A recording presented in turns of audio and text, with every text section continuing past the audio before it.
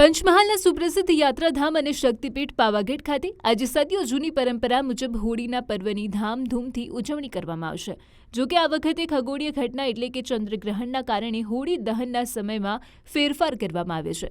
આવતીકાલે ચંદ્રગ્રહણ હોવાથી પાવાગઢ ડુંગર પર આજે સાંજે 6 વાગે શાસ્ત્રોક્ત વિધિ વિધાન સાથે હોળી પ્રગટાવવામાં આવશે. પાવાગઢમાં સદીઓથી એક અતૂટ માન્યતા જળવાયેલી છે કે સૌપ્રથમ માતાજીના ધામ પાવાગઢ ડુંગર પર હોળી પ્રગટાવવામાં આવે છે અને ત્યારબાદ જ પંચમહાલ જિલ્લાના બાકીના ગામોમાં હોળી દહન કરવામાં આવે છે. આ પરંપરાને માન આપીને સમગ્ર જિલ્લાના ગ્રામ્ય અને શહેરી વિસ્તારોમાં અત્યારે હોળીની તૈયારી પૂર્ણ કરી દેવામાં આવી છે.